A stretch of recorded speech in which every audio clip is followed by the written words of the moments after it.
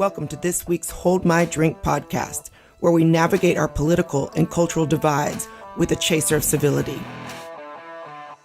We invite you to grab your favorite beverage and join us as we explore our differences and build bridges across our divisions.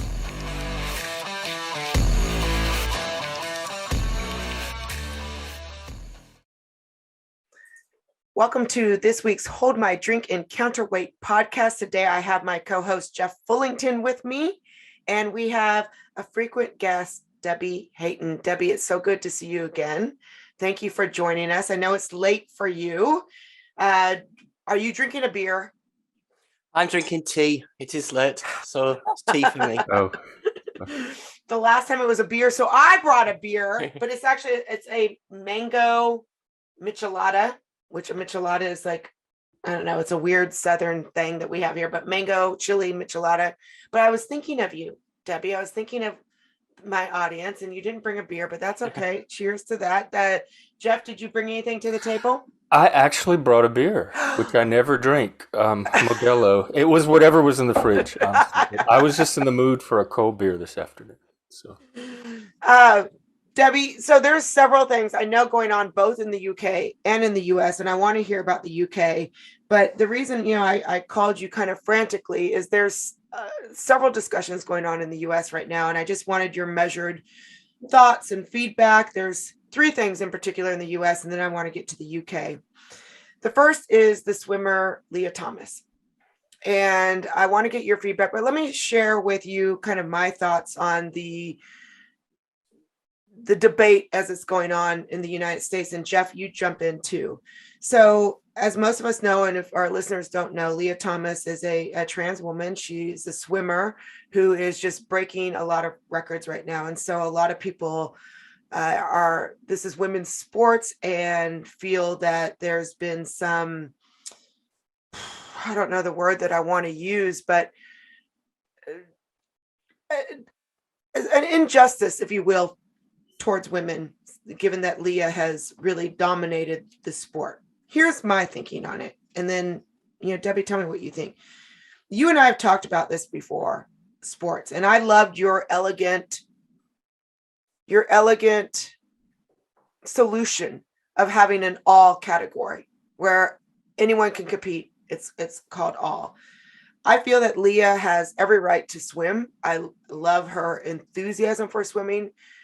But I do have to say, as a woman, if I was working, I'm not a swimmer, but if I was working really hard in that sport to be the top of my game, I do feel that I would feel at a disadvantage. And that's where I'm at with that. So I have a lot of compassion for Lia. I don't like the vitriol that we're seeing towards her in the public space, particularly in the United States. And at the same time, I have a lot of compassion for the other swimmers, the female swimmer, or natal female swimmers who feel that they've been kind of pushed out of their sport.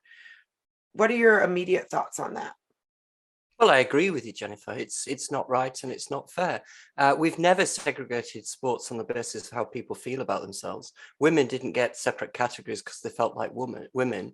They gain separate categories, and they need separate categories because they have a different biology. Their bodies are different. And in open competition, which I think we should have, women wouldn't win very much. So we need a separate female category, and we need to allow women to compete in that category as females. Regarding Lia Thomas, I think Lia Thomas should be allowed to swim. I think Lia's got as much right to swim as any other person. It's a non-contact sport, is swimming by definition, and Lia could go just as easily up and down the pool with the men in open competition, if we want to call it that. And sure, let's record the best time for a trans woman in the world this year. We can do those things. It's not difficult. But what we shouldn't be doing is taking away the places of women. Women are coming second best in their own race, and their times also. We're looking at who is the best woman, biological female, if you want to use that terminology. We don't know. It's not been recorded. All we have is somebody who is recorded to have come second, and I think that's wrong. Jeff, what are your thoughts on Lia? I haven't asked you, so your thoughts are new to me. They're probably new to me too. As usual with everything else, I'm only getting a little glimpse of it through Twitter right now. So I saw the initial picture of her winning the competition, and looking at the picture and reading the tweets, which I'm aware of bias and spin. My impression was there was something that didn't seem quite fair about it. But then someone else made a point later that she didn't dominate everything. Like she came in further down in several other competitions, so there was like a more balanced picture of it. Something about it bothers me. I don't know enough about. Part of the problem is I don't know enough about sports, and I don't know enough about trans. So when you combine those two issues, I really don't know how to judge it. But a very superficial outsider looking in perspective, there's something that just didn't seem quite fair. Well, they said one of the things that I read said that when tested, Leah's testosterone was not really all that much off the scales. That said, testosterone aside, I mean, just her body structure. I mean, she's got the shape, and she's got so much more of a competitive. I mean, she's more competitive, I think, by her physical structure too. So I don't know. There's a lot of information and likely misinformation running around in that world. But you mentioned something, Debbie, and this kind of actually brings me to point number 2 that is in the United States. You said that, we don't know who the best woman is because we haven't been able to test it for that. Here's something that's bothered me. Rachel Levine received Woman of the Year. I don't want to take that. My feelings are very similar. I don't want to take that right away from her. I know that she has worked hard in her own right. She is a pediatrician. She has done a lot of work, but a lot of her accolades that she got up now, she like you, Debbie, did not transition until later in life. So a lot of what she worked for, she got as a man. And so now for her to be named Woman of the Year, when the majority of her life was spent as a man, again, as a woman, I'm supportive of her and her transition and how she wants to live her life. But to name her Best Woman of the Year, I mean, as a woman, I'm like, she didn't have, most of her life wasn't spent as a woman. And I know that a lot of this is maybe virtue signaling, or is trying to signal some sort of openness or inclusion, which again, I'm all about that. But I don't, this one's sticking with me. It's I'm uncomfortable with it. Put it this way, Jennifer, if you were awarded the title of Top Trans Woman of the Year, we would not be happy. And we're two different groups, and we should be looking separately at those two groups. And it's when this boot was on the other foot, and to try and play that mental game. You would have absolutely no right at all to win Top Trans Woman of the Year 2022. So why should a trans woman win the title of a title of Top Woman of the Year 2022? That's where I look at it.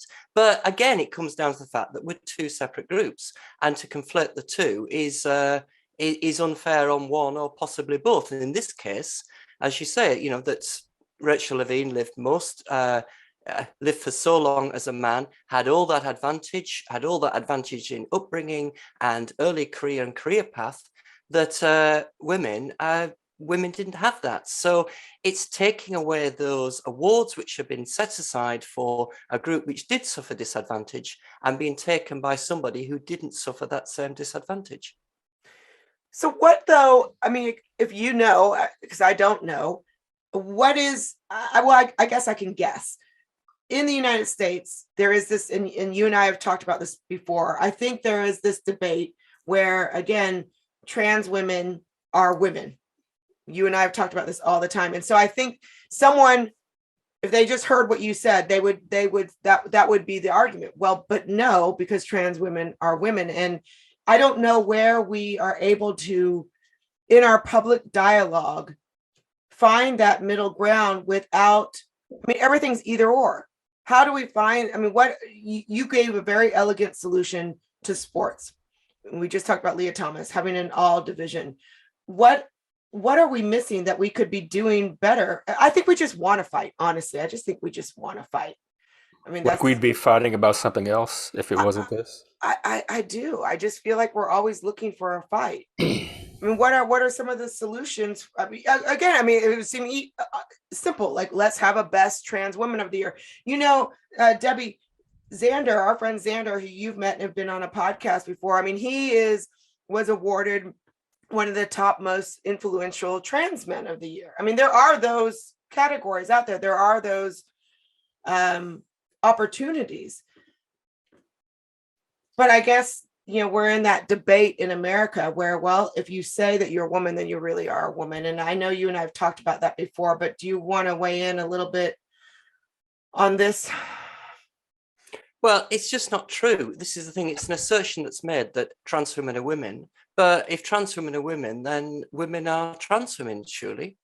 But no, we know this is not true. We know there's two sexes. We know that the two sexes are different. And anybody who doesn't believe me, I usually say, go and talk to your biological parents, both of them, because I bet you've got one of each, as we all do. We all know this. These are truths which we've held. But somehow this narrative's taken over that it's almost like wishful thinking has taken away, has put aside reality. So if we wish for something hard enough, then that must be true, and we must all affirm this fantasy. It's nonsense, and it's causing so much harm. You've mentioned about the Women in Business Awards. The top women awards.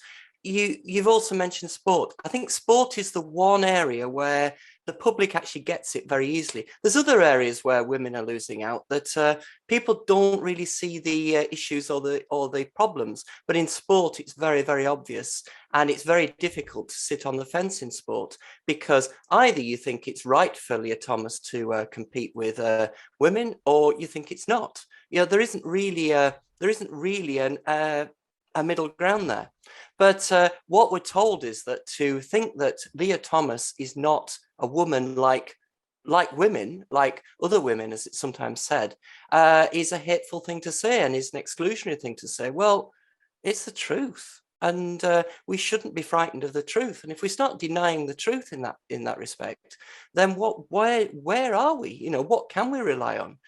Who decides what happens? Do we rely on who's got the biggest influence, who can find the most supporters, who's got the most followers on Twitter? Where does truth lie? But I think we've got to keep coming back to science, that there are two sexes. The sexes are divided by our biology, and it makes sense to divide sport in terms of sex because bodies are different, and it's sensible to divide awards such as what we said about Rachel Levine in terms of sex because women face disadvantage in society not because of how they feel about themselves. They face disadvantage because they're women. You're women, and there's things that women's bodies do that mine and Jeff's don't, and those are things which we can't wish away. We really can't. Jeff, what are you thinking? I don't know if I have anything to follow that, but I was thinking of some of the earlier questions, and this is really not my first curiosity would be to go to the women themselves and find out what they think. I think it's less important what I think about the issue because I'm not the one being most affected by it. It's the category of woman, of biological women, that's being redefined. And so I'd be more concerned, like my feelings would follow theirs. Well, I'll speak to that. I mean, I'm one woman, and I know that I'm only one voice, but exactly what I was just saying, though, I don't want to dismiss the exceptional swimming of Leah Thomas. I don't want to dismiss the exceptional work of Rachel Levine, and yet as a woman, I feel more disadvantaged in this world than I did beforehand. And so in some ways, I feel we've become a bit regressive in how we've promoted, women primarily before me. I've gotten the privilege of riding on the coattails of my, mother's generation that fought in my grandmother's generation that fought for our rights. But I can't help but to feel more disadvantaged now and less a part of the conversation. You feel less apart? Like, yes. Even as a woman? As a woman, yes. Yes. Yes. But that's not to say, because again, I want to give all the love and all the support of the Leahs and the Rachels in the world, but to have them compete against natally born women like myself, I feel there is a disadvantage that is new for women. Here's the other thing that for me, that I'm from the gay community. I'm gay myself. So we had trans people in the gay community. This seems like a different type of trans person. The trans people that we grew up in the gay community, they weren't traumatized by pronoun usage. They could acknowledge that they were male, like they were once male and now they've transitioned. There wasn't this need to deny that they were ever male or to pretend like that is a new form of trans to me. Like the dead naming, the misgendering, the trauma that comes from not being treated as if you're physically female, whatever gender you think you are. That's not how the trans people that in the community I grew up with were. They were very grounded about it and realistic. So there's like a shift where now it's almost this gaslighting or this playing along with this unreality. And that's a new element to me. That's not something I encountered growing up in the gay community. So what's changed? What do you think? I don't know. Debbie? Does trans come in waves like feminism? Is this a second or third wave of trans activism that I'm just not familiar with? Because I had no problem with trans as I knew it coming up. It's this new form of trans, this really aggressive activism. It's painting everything as transphobic. It's harassing and bullying people about speech and pronouns. And I was in a Twitter fight last night about the issue. And it was something about their dysphoria or their suicidality is what we have to look at. Well, white middle-aged men have the highest suicide rate in the world right now, I think, and nobody's looking out for them. So why is this one minority with this one condition, dysphoria, that could lead to suicide in a minority of the people that have it? Why is this taking all of the societal attention and resource? Why is the locus on all the rest of society to address their dysphoria or their suicidality? And in a way that no other group is, like all groups deal with this stuff, but why is this group getting this kind of velvet glove treatment over dysphoria and suicidality that I don't see any other groups getting? What do you Well, think, it's frustrating, isn't it, Jeff? Going back to what you were saying, what's changed? What I've noticed is a change from trans being something we do. We change our bodies, we change our presentation, we change our names, we change the way we interact with society. But it's all about doing things, where it's been replaced by identity, who we are. So in the past, to be trans, you knew a trans person because they'd done something, and that's what marked them out. They'd transitioned, but we didn't need to fight about pronouns. People can use whatever pronouns they like about me. They really can, and I do not mind whether people call me he or she. And I just say, well, let people use the pronouns that they want to use to describe me. And actually, when I transitioned, what I was told was, if you're in a group of strangers, people who don't know you, the pronouns which they choose to use about you will tell you how good a job you're making of your transition. That's what we're told, and if they start using pronouns which you'd rather they didn't, the problem comes down to you in that you've probably not put enough effort into this. That's the background we came from.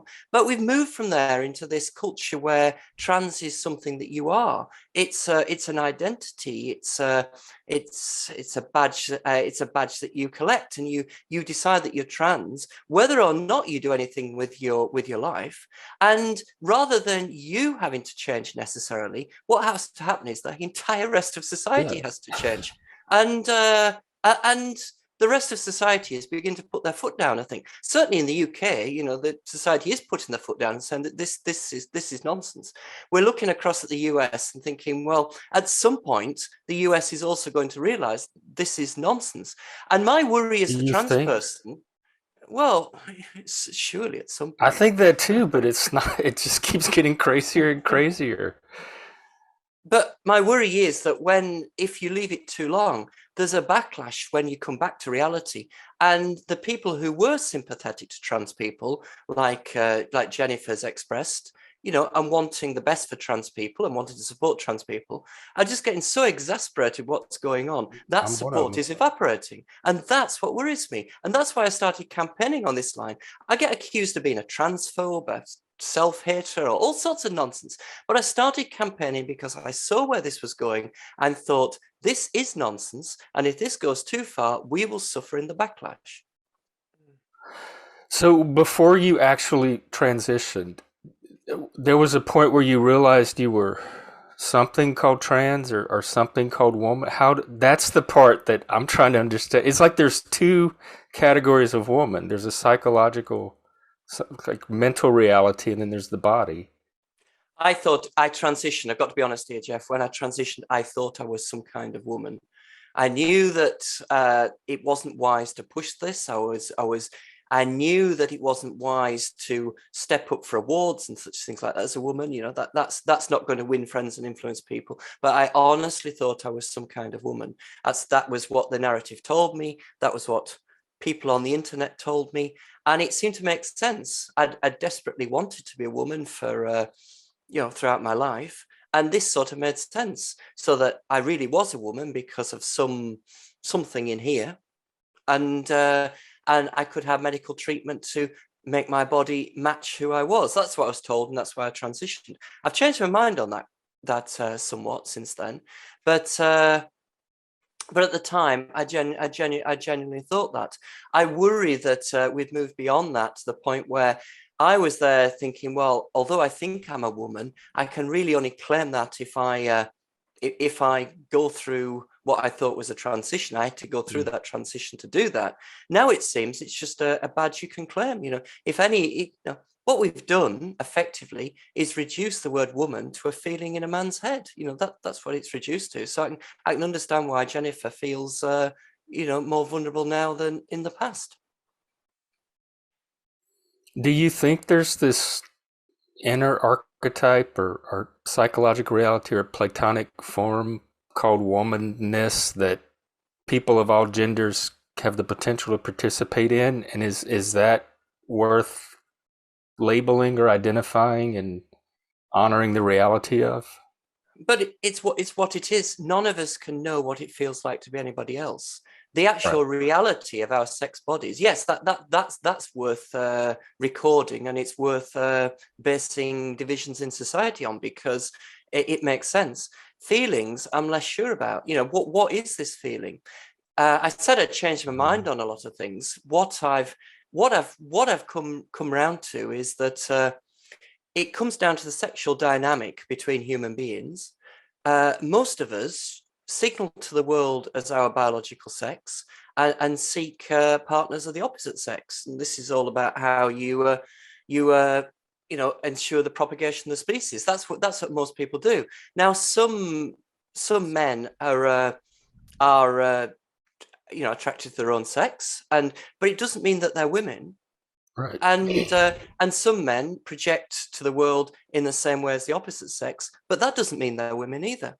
This is just part of the rich tapestry of humanity. You know, we're all different, and it's these differences that mark us out as individuals. So I think we should, I think we should allow people to be themselves, but we've got to do that honestly and say to trans women like me that yes, you are biologically male.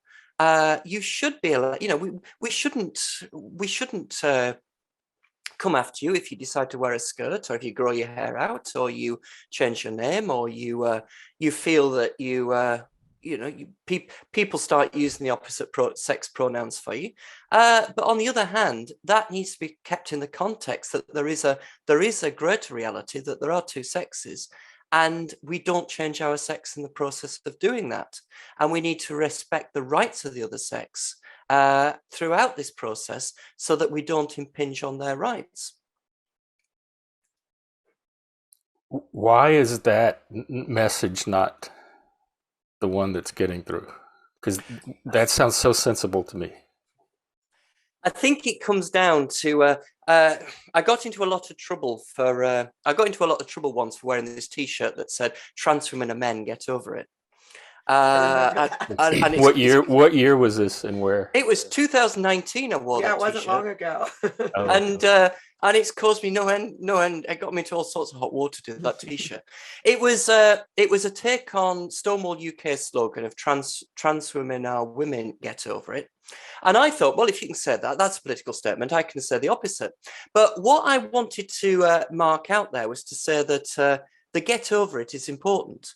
And I think that what Stonewall were trying to say is trans women are women and the rest of society needs to get over this. And I don't think that's true. Actually, I don't think the statement's true.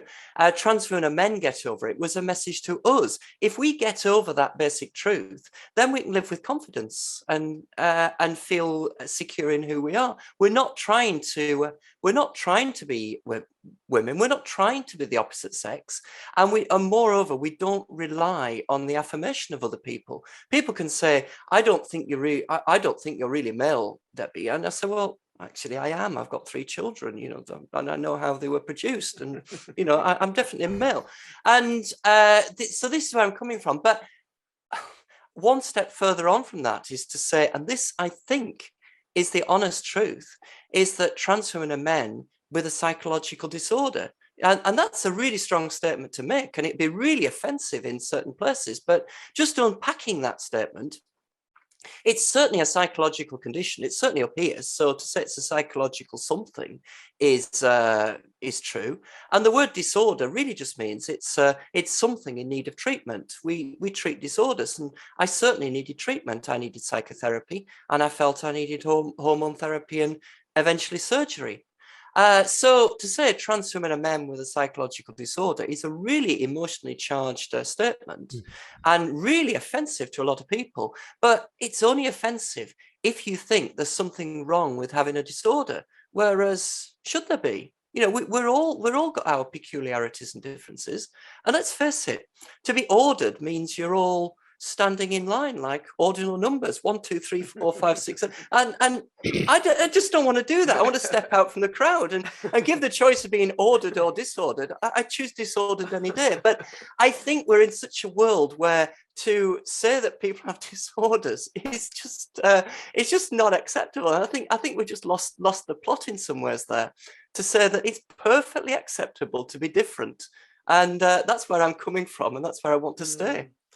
I love that because when you first start talking, before hearing you out, the word disorder it's got a negative connotation, but when you place it the way you did, where you're like, man, I want to be disordered versus ordered, it's really just the language that people are tripping up on.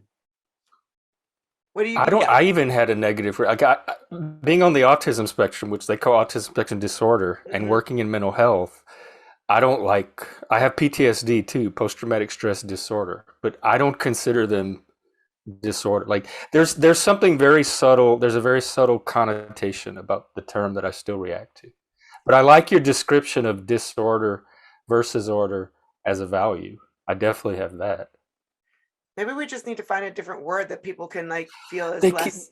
But that's what the woke do. They keep that is the thing that originally turned me away from the wokeness, was the way they kept playing around with language. Everyone has their own idiolect. I'm on the spectrum.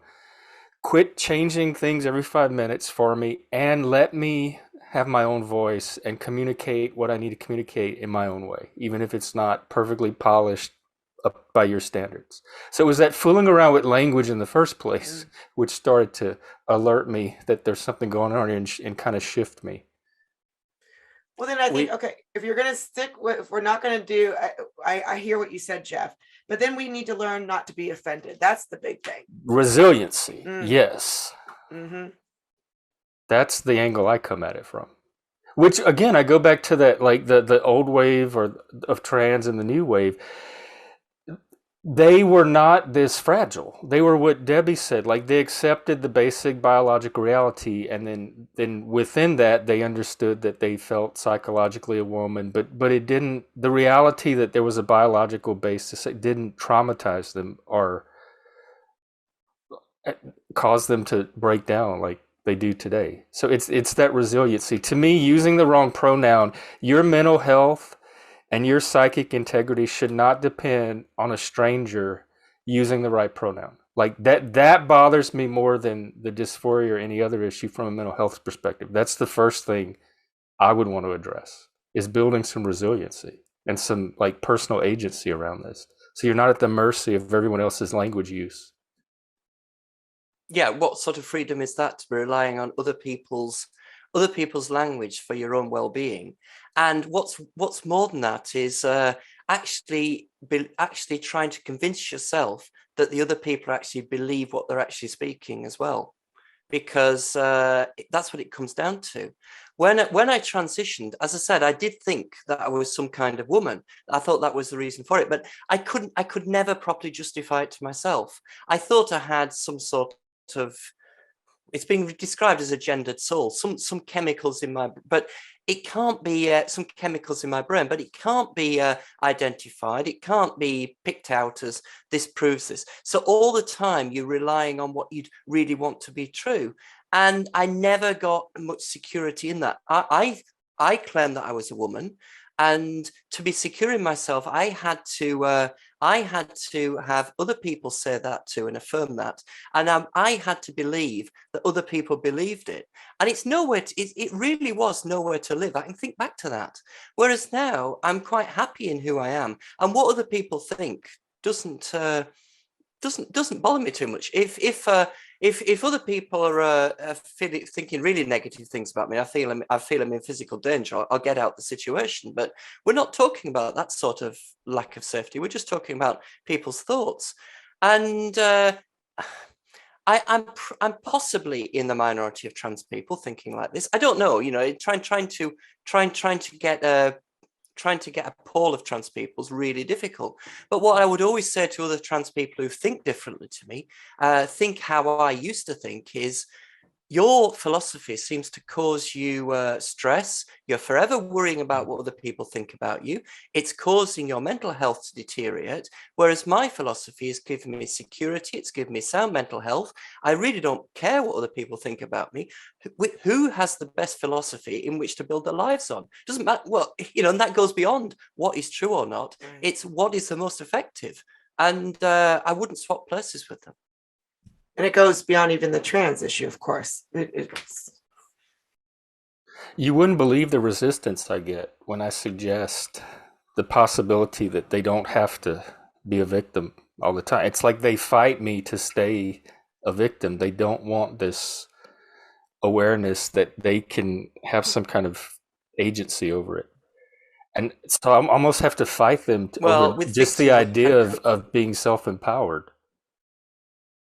And yeah, I think one thing oh, sorry, go ahead. No, it's just agreeing with you, Jeff. I think victimhood is negative, and it turns us into victims. I think the fragility is a symptom of something larger that's called victimhood. That they are just committed to remaining in, and like they do it with racism, like any form of oppression they experience as a form of victimhood, and they fight to stay in it. They don't want the hand out of it. Well, I think that's a form of power, though, too, right? Victimhood has become a form of power, a new form of power. Yeah, I think that's what, at least in the United States. So I don't fight. Like if I say, "Hey, you don't have to be at the mercy of like all this stuff. You can have some," and they start fighting me, I'd leave them alone. But I think it was interesting to hear you describe trans, because I think it highlights the difference that I've been trying to identify between gay and trans, the G and the T.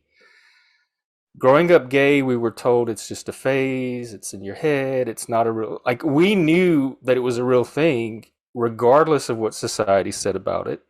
And trans seems to be the opposite. It seems to be something that you think is true, but you need society to affirm for it to really be true, and gay was true despite all the opposite things society was saying. And it's the element, the thing that keeps me from truly understanding trans, I think, is that collaboration with society that it requires, as opposed to, like, I know gay is an identity that I was stuck with it, whether society liked it, thought it was real, didn't think it was real, thought I would grow out of it. I knew inside it was independent of any opinion of society. So it's interesting to hear trans described as almost the opposite. So what did I say, Jeff, to say that you thought it was the opposite to that? Well, when you were saying how you were convinced you were a woman, but you needed society, like you needed to know from society that was true. Yeah. To be convinced, yes, that's. And I'd never needed society to validate that I was gay. I knew it regardless of whether another single person ever agreed with it. Yeah. No, that's fair comment. I think the urge to change my body and present in the way I do went back to when I was really young. When it was not a possibility, it was something I could live with. But it does go back a long, long way. But I think it's the language which we lack to actually describe what's going on there. This idea that we're born in the wrong body is such a simple. It's such a simple statement, which was to describe what was going on, but that somehow became a definition of what was going on. A descriptive term became a definitive term, and I don't think that's helpful. There is definitely something there. It's something which I'm exploring in my writing at the moment. What's going on there, but we're not the opposite sex. And that's what we're lacking. But I just want to go back to what you were saying before about language, actually. And this is the issue, that you're talking about people changing language. Now, we're aware that our thoughts develop language, but also language develops thoughts as well. And if we don't have the words to think something, then it's really difficult to think it. And that's what worries me with the change of language, because when you change language, you do change the way people think. And words have had their meanings changed in the last, 10 years, and people's thinking has changed. And this is huge power over people. And no wonder people are enjoying doing this. If you can change the way that everybody thinks, I can understand why people are trying to do this. I still don't understand how it's happening. But give some, I would love some, like, Debbie, if you've got, I agree with you. I'm hearing you. What are some examples? I mean, for me, what I'm hearing when you say that, I see the way we have used slogan words to change and to reorient whole conversations and whole social dynamics. Is there something in particular that you're thinking of when you talk about how we've changed language and it's effectively changed how people think? Well, the term gender identity, it was invented in 1964 by a US psychiatrist, just as a descriptive term. It sits with gender identity, another disorder, Jeff. Gender identity disorder, an identity disorder linked to gender. But this has taken on new meaning. This idea of gender identity has got to the point where everybody, well, not everybody, I don't, but where lots of people think we have a gender identity because this term has been created. Without the term, we wouldn't think that. Now, you could argue, well, it's harmless, I guess, but what it's doing is it's displacing biological sex as a way in which we differentiate between men and women, to the point where people feel it's wrong to try and, as Jennifer was saying before, for women to say it. Look, I think it's, it's wrong for Leah Thomas to compete alongside women. I think it's wrong for Levine to be honoured as a top woman of the year. And so it's that, gender identity is an obvious one, which has just come into our language, and there is no proof of this.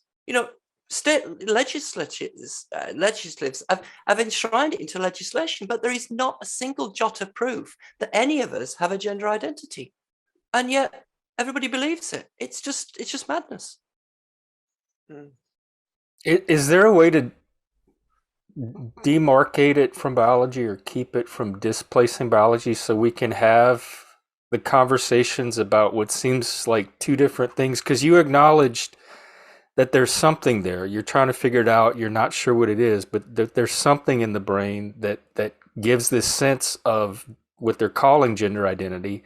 But if we're going to keep having the fight over biology, mind, the brain, is there a way to stop the displacement so we can still have the body and discuss what this other thing might be, whether it's biological or a soul or whatever?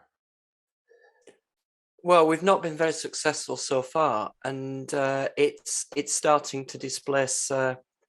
It's starting to displace biological sex as a way of determining between men and women.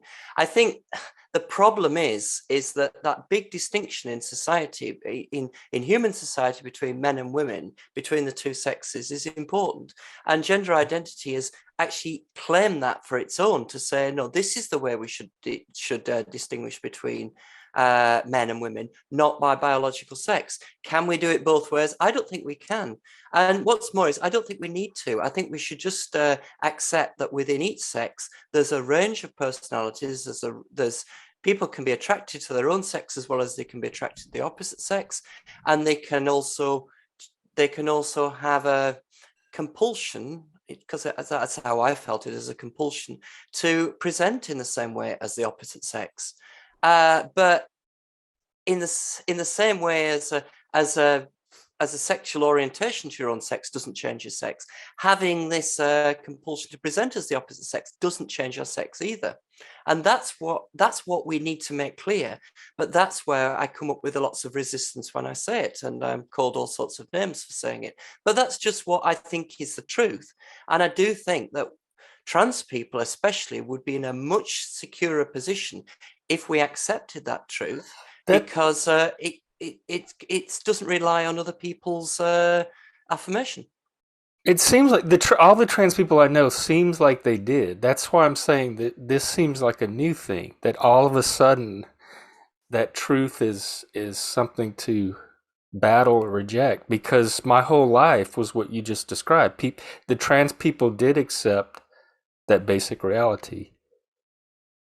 Yeah, and something's changed. And to actually, if you believed it once, even to be believing it now, if you still do, is one thing. But to actually speak it is really difficult.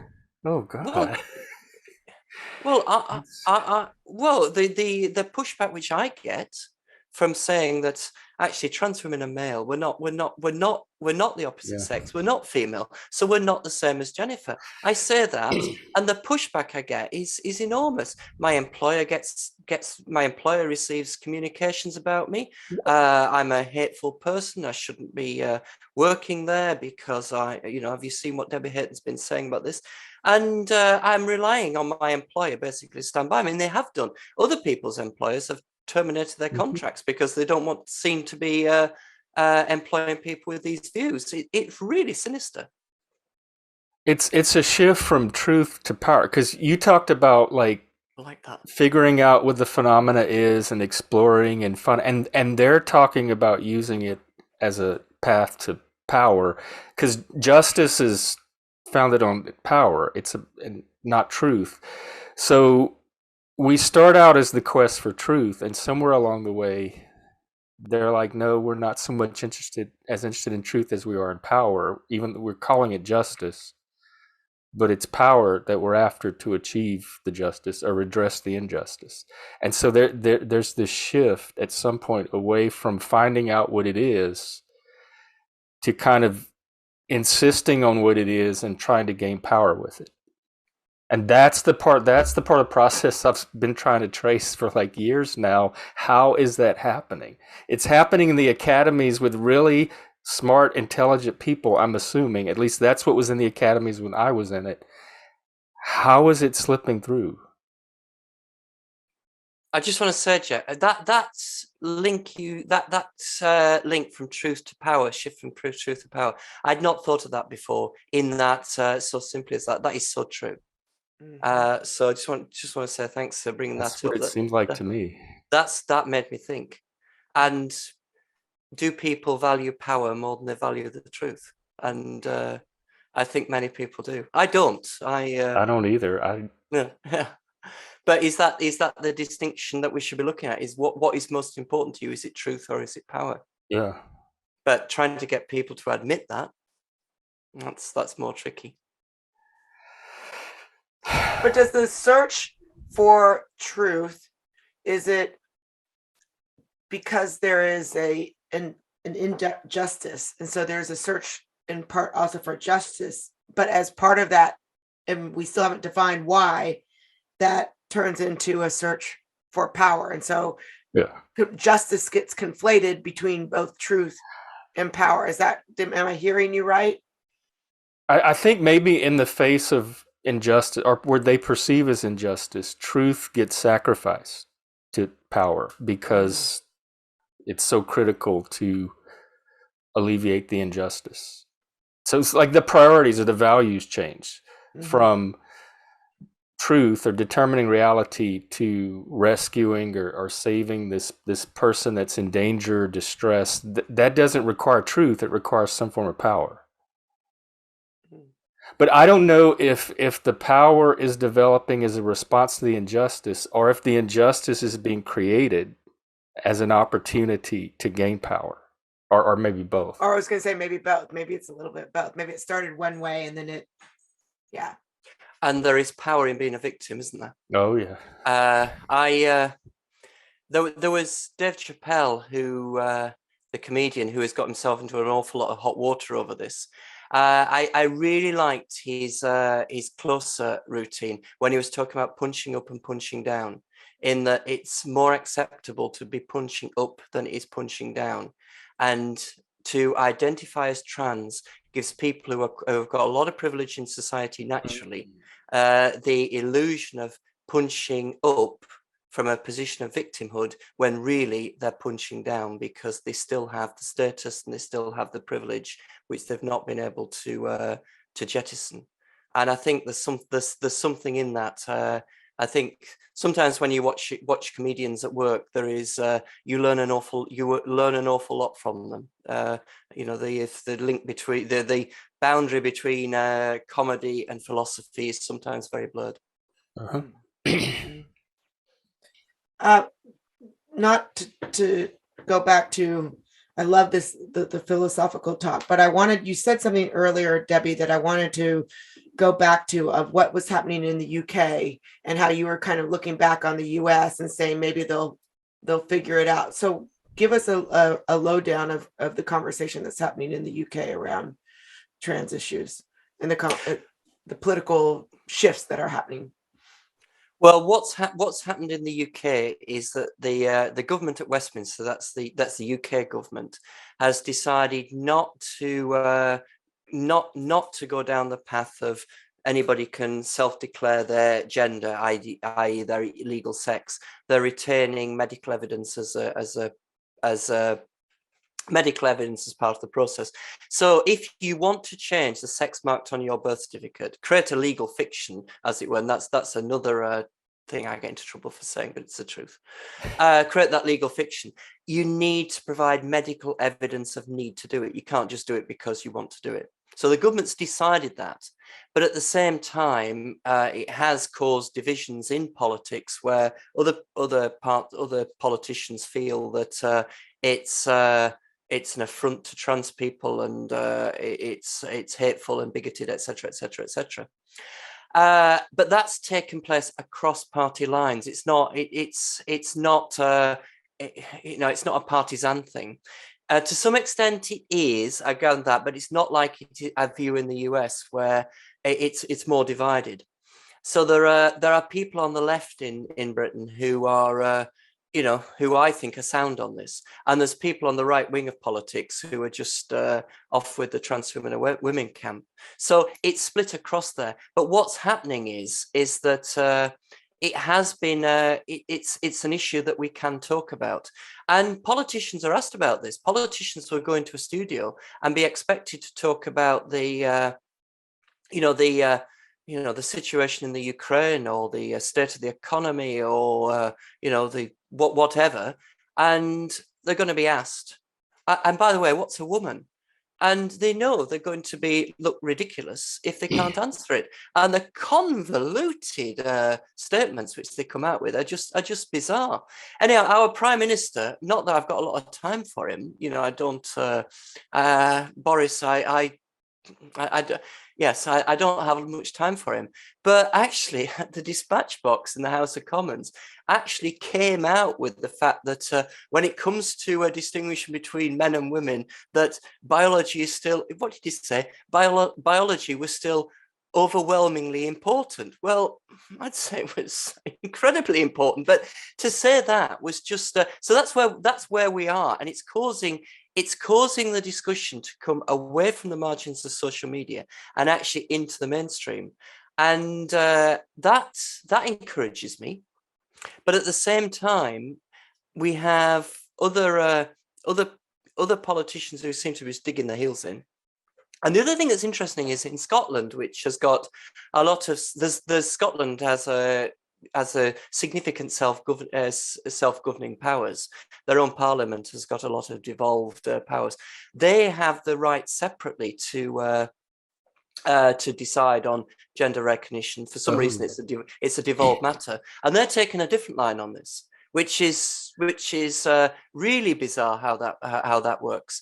But going back to what Jennifer was saying about what's happening in the UK, it is at the front of politics. When a politician goes into a studio, they are regularly asked this question, and when they can't answer it, they are put through the mangle a bit, and that I think is making people think twice about what's really going on. Why take a position you can't defend unnecessarily?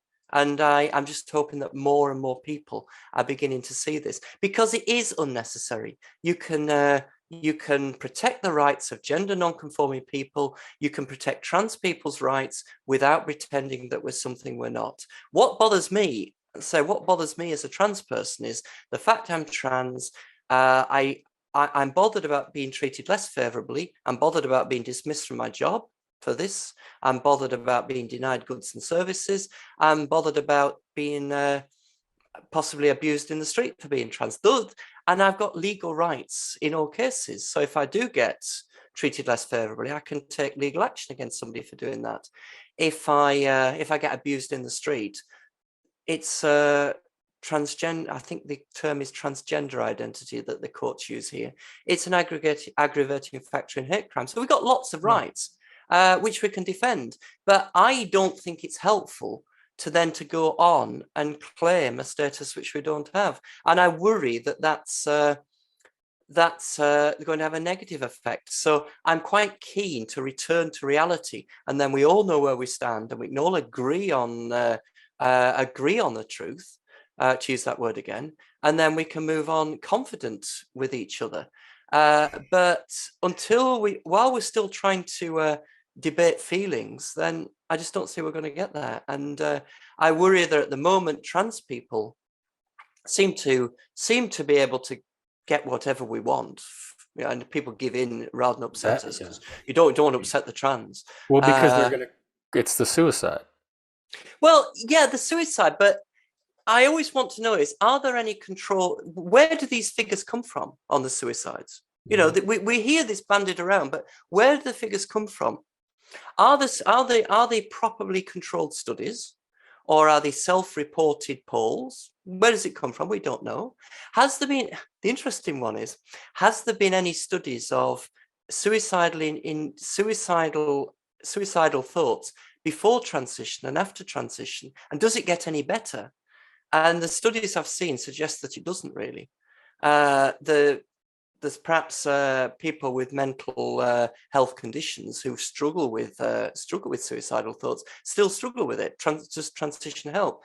But we hear this about suicide, but I think we need to we need to call out the claims to say, where does this come from? And if it really is an issue there, then some proper controlled studies need to be done of trans people before transition, after transition, look at different types of trans people who have been through a full medical transition and surgical transition, people who haven't, and then compare us with a properly controlled study of the general population, a properly controlled group from the general population. As far as I'm aware, that study's never been done, and it needs to be done. If this is a problem, this needs to be done.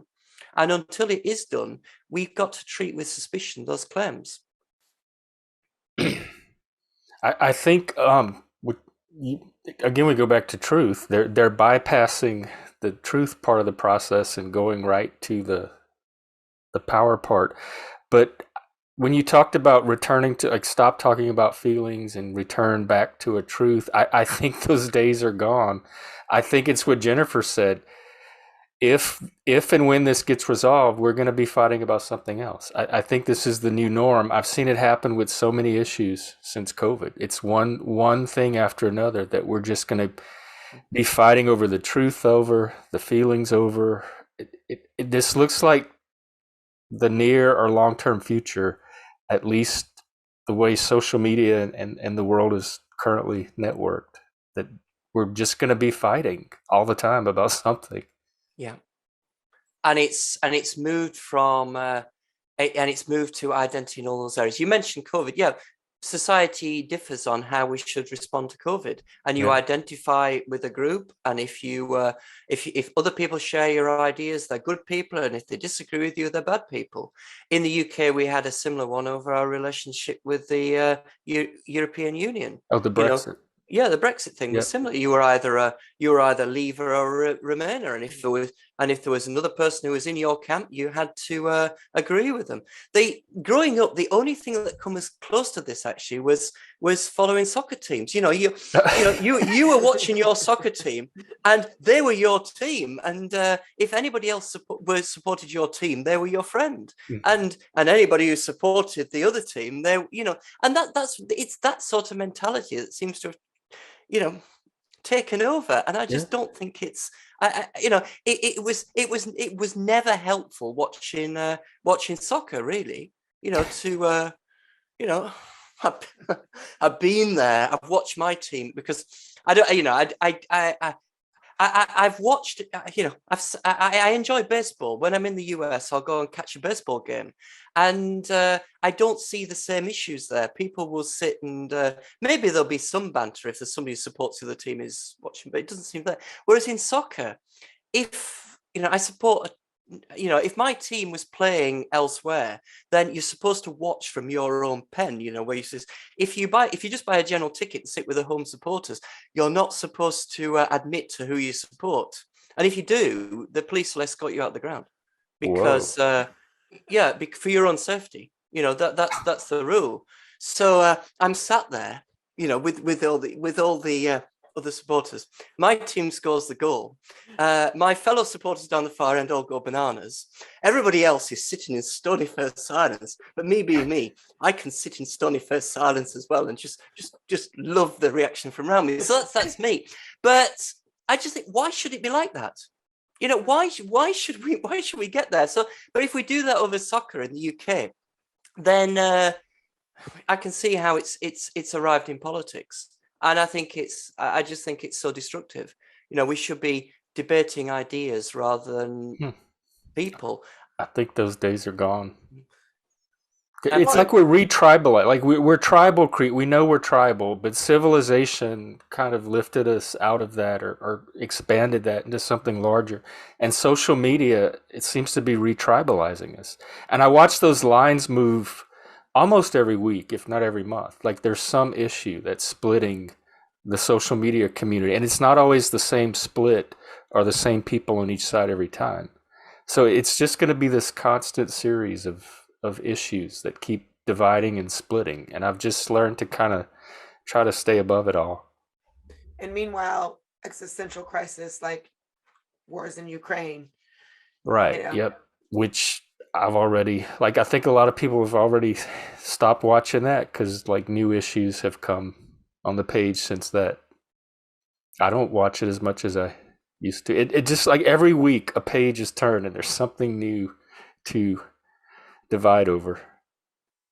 And no matter how serious the week before was, it always gets displaced by, like, I know we're at war with Ukraine, like Russia's and Ukraine and all that, and that was dominating my social media. But now it's trans stuff. Every time I pull up social media, all they're talking about is the trans stuff. Yeah, Leah, that's why, I wanted to talk with Debbie. I mean, Leah and Rachel have really taken on a lot of the, at least in America, taking a lot of the, dominated the headlines. So, okay, Debbie, I want to end on a positive note. Tell us like your greatest, and it doesn't have to be anything related to your gender identity.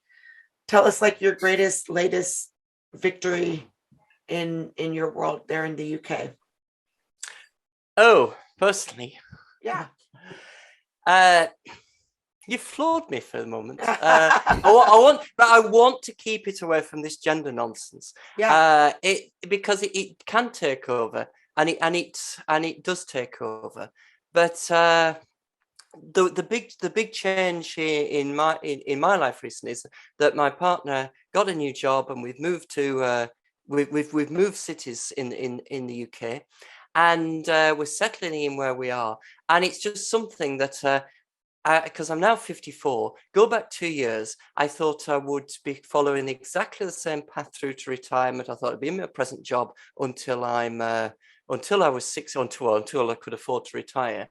But she got a new job elsewhere. We've moved, and life is moving on, which is it's really exciting to be doing something new and not counting down the days to retirement, which I was just about on the edge of. Whereas now I think there's a new phase starting here. Well, is that why you were traveling today? Are you? Yeah, I'm still working. I'm still working in the old place. So I'm living in one place, and then I'm traveling for the week too. But I'm only doing that until the summer. Then that's finished. That's awesome. Jeff, any last thoughts or questions from you?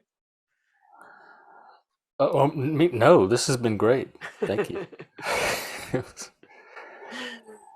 All right. Well, Debbie, thank you so much for sharing your time to talk about the crazy of the world in the US, and even giving us that perspective also from the UK. I hadn't been keeping up. We get so crazy with Leah Thomas and Rachel Levine here that it seems like the whole other world gets blotted out. So that was I'm grateful for you. Thank you. You do sound hopeful though, if I'm not mistaken. More hopeful than Me or Debbie? Debbie, about things turning around and maybe getting back to truth. Well, if I lost hope in this, then what's the point really? I wouldn't give up hope. Whether it's a sensible, whether it's a realistic position to take, I don't know. I was thinking it was realistic. I'm going to pretend like it was. Well, I think it is, but I never give up.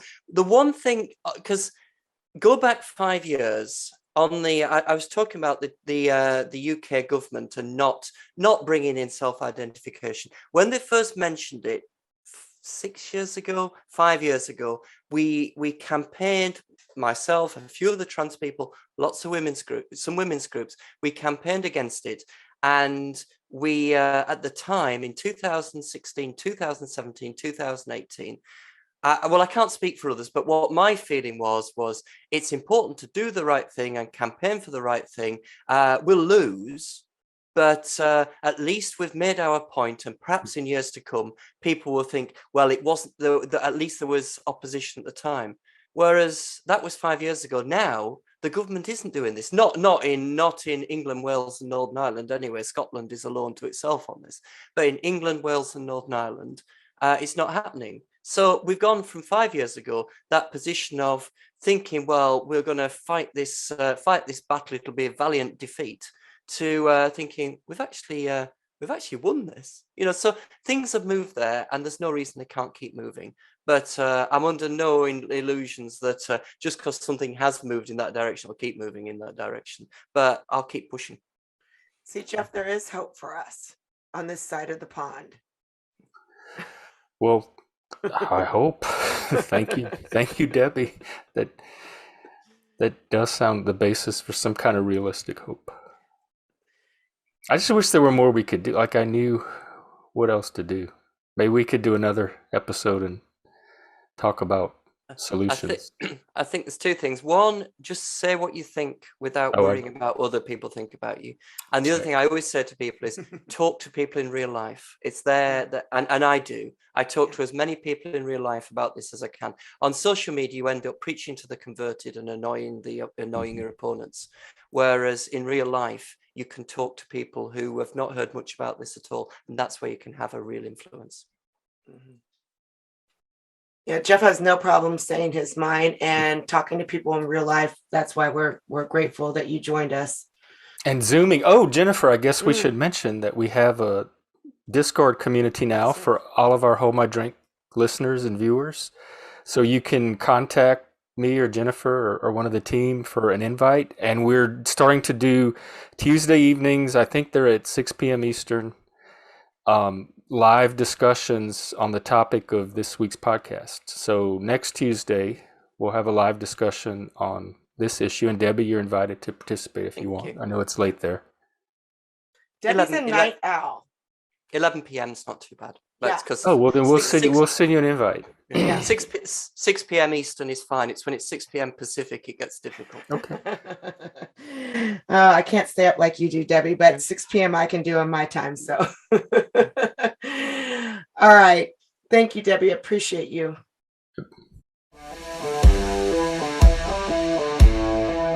Thank you for listening to this episode of Hold My Drink. Like or subscribe to the show and check out the show notes to see what each of us is reading. Different news with different views. You can find us at holdmydrinkpodcast.com, all major podcast platforms, and on YouTube. Or subscribe on Substack at truthinbetween.substack.com so you never miss an issue. If you want to join our Discord community, drop us a line. And until next week, may your conversations be constructive and your divisions diminished. Cheers.